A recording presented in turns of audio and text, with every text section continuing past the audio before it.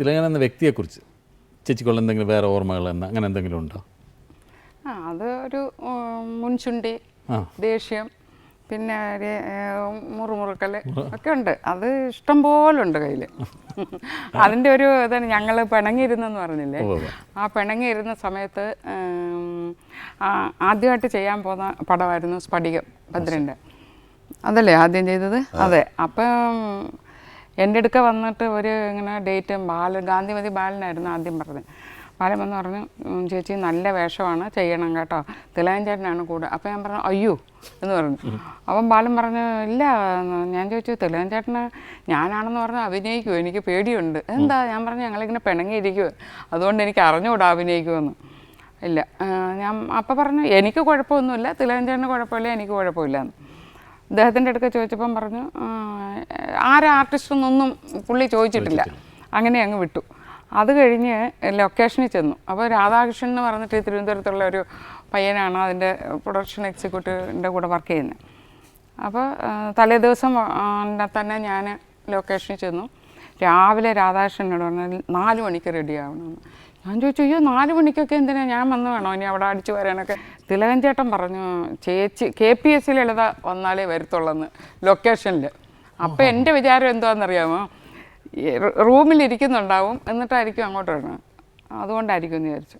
ഞാൻ പറഞ്ഞു അയ്യോ എനിക്ക് കുഴപ്പമൊന്നുമില്ല, ഇനി ഞാൻ നേരത്തെ എത്താത്തതുകൊണ്ടോ ഇനി അദ്ദേഹം വരാതിരിക്കണ്ട, ഞാൻ വന്നേക്കാന്ന്. കറക്റ്റ് 5 മണിയായപ്പോൾ എന്നെ ലൊക്കേഷനിൽ കൊണ്ടിരുത്തി.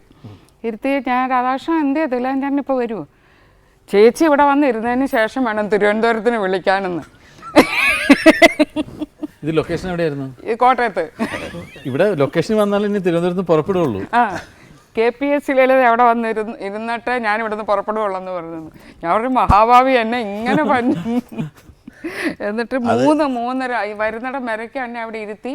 ഉച്ചയായി പിന്നെ ഷോട്ട് എടുത്തപ്പോഴത്തേക്ക്. അതെൻ്റെ ഞാൻ പറഞ്ഞൊന്നുമല്ല, അവൻ ഈ പ്രൊഡക്ഷൻ മാനേജർമാരുടെ ചില ജോലി വേലത്തരം ഉണ്ടല്ലോ, അത് ചെയ്തതാ. ഇപ്പോഴാ ഞാൻ ചോദിക്കാൻ പറ്റത്തില്ലല്ലോ, മിണ്ടത്തില്ലല്ലോ. അന്നേരം ചോദിച്ചാലും ഇപ്പൊ ചോദിച്ചാലും എനിക്കിതാ ഉത്തരം. ഒരിക്കലും അങ്ങനെ പറയലേ. ഇത് അവനെന്തോ തിരിമറി കാണിച്ച. അതേമാതിരി സ്ഫടികം ഷൂട്ട് പിന്നെ ഹാർബർ ഷൂട്ടിങ് നടക്കുന്ന സമയത്ത് പറയട്ടെ, ഉച്ചയ്ക്ക് ബ്രേക്ക് ചെയ്യുമ്പോൾ ഞാൻ ഒരിടത്ത് മാറിയിരിക്കും ഊണ് കഴിക്കാനായിട്ട്. മനഃപൂർവ്വം എന്നെ ദേഷ്യം പിടിപ്പിക്കാൻ വേണ്ടി അവിടെ ഒരു സ്റ്റൂൾ കൊണ്ടിടും. എൻ്റെ മുഖത്തോട് മുഖം നോക്കിയിട്ട് അവിടെ വന്നിരിക്കും. ഒരു ബാഗ് കൊണ്ടൊരു ബാഗ് വരും പുറകെ. ഈ ബാഗ് അങ്ങോട്ട് തുറന്നു വെച്ച് ഒരു കുപ്പി എടുത്ത് അവിടെ വയ്ക്കും എൻ്റെ മുമ്പിൽ.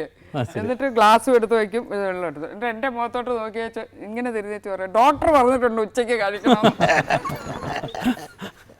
അതൊക്കെ മനഃപൂർവ്വം തന്നെ ചെയ്യുന്നത്. എനിക്ക് ചിരി ദേഷ്യം വരും എനിക്ക്. ഞാൻ അവിടെ നിന്ന് എഴുന്നേറ്റ് പോകും. അപ്പം അവിടെ അപ്പുറത്ത് മാറിയിരിക്കും. അവിടെ വന്നിരിക്കുക. ഒരു സെറ്റ് ഇട്ടിരിക്കുക, കുറച്ച് സ്ഥലമേ ഉള്ളൂ, നമുക്ക് മാറാനൊന്നും പറ്റത്തില്ല. അപ്പോൾ മനഃപൂർവ്വം ദേഷ്യം കൊണ്ട് വയ്ക്കാൻ വേണ്ടിയിട്ട് ഉച്ചയ്ക്ക് കഴിക്കണമെന്ന് ഡോക്ടർ പറഞ്ഞിട്ടുണ്ടെന്ന്. ഇനി ഈ ബാഗിൽ ഇത് കൊണ്ട് നടക്കുക. എന്നിട്ട് നമ്മൾ എന്തെങ്കിലും ഇച്ചിരി ഇറിറ്റേഷനൊക്കെ പുള്ളിക്ക് തോന്നിക്കഴിഞ്ഞാൽ അപ്പം ഒഴിച്ചിട്ട് നമ്മളോടുള്ള ദേഷ്യം തീർക്കുന്നത് എങ്ങനെയാണെന്ന് തോന്നുന്നുണ്ട്. അത് വീണ്ടും ചില വീട്ടുകാര്യങ്ങൾ നടക്കുമ്പോഴും അങ്ങനെ ചെയ്തിട്ടുണ്ട്. ഉച്ചയ്ക്ക് ഇങ്ങനെ ഇരുന്നിട്ട് അപ്പോൾ രാവിലെ കാലിൽ നീരൊക്കെ ആയിട്ടാണ് വരുന്നത്, നടക്കാൻ വയ്യ, കാലിൽ നിറച്ച് നീരൊക്കെ ആയിട്ട് വന്ന് അന്നാ കൊടികുത്തി അപ്പനായിട്ടാണ് അഭിനയിക്കുന്നത്. എൻ്റെയും ജയറാമിൻ്റെ ഒക്കെ ചേച്ചിയാണ് അമ്മച്ചിയായിട്ട് അഭിനയിക്കുന്നത്.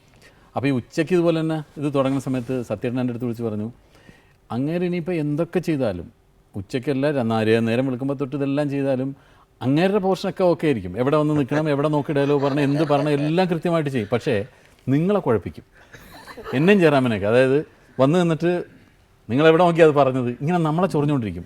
അതിന് അങ്ങനെ പറയാൻ പോയത് ഇങ്ങനെ പറഞ്ഞാൽ പോരെ എന്നൊക്കെ പറഞ്ഞ് നമ്മളിങ്ങനെ ഇട്ടിട്ട്. അപ്പോൾ അത് ഇല്ലാതെ നോക്കേണ്ടത് നിങ്ങളുടെ ജോലിയാണെന്ന് പറഞ്ഞിട്ട് ഞാൻ ചെന്നതല്ലേ ചേട്ടൻ്റെ അടുത്ത്. ഞാൻ ഇങ്ങനെ ഉച്ചയ്ക്കൊക്കെ ഉണ്ട്, തനിക്കെന്താണ് ഒരുമാതിരി പെണ്ണുങ്ങളുടെ സ്വഭാവം, മദ്യപിക്കേണ്ടെന്ന് പറയാൻ. ഞാൻ മദ്യപിക്കേണ്ടെന്നും പറയാൻ വന്നതല്ല. മദ്യപിച്ച് വേഗം പോയി കഴിഞ്ഞാൽ നമുക്ക് അപ്പച്ചാന്ന് വിളിക്കാൻ വേറൊരാളില്ല. നമ്മുടെ അപ്പനായിട്ടൊക്കെ അഭിനയിക്കാൻ ഒരു അന്തസ്സുള്ള അപ്പം വേറെ ഇല്ലാത്തതുകൊണ്ടാണ്. കുറച്ചെല്ലാം കൂടെ ഉണ്ടായാൽ നമുക്ക് കൊള്ളാം. അന്ന് മദ്യപിച്ചില്ല. ഇങ്ങനത്തെ എന്തെങ്കിലും അനുഭവങ്ങളുണ്ടോ സാറിനുണ്ട്? ആദ്യത്തെ പ്രധാനപ്പെട്ട സിനിമയായ കോലങ്ങളിൽ ശരിക്കും കള്ള് തന്നെയാണ് കുടിക്കുന്നത്.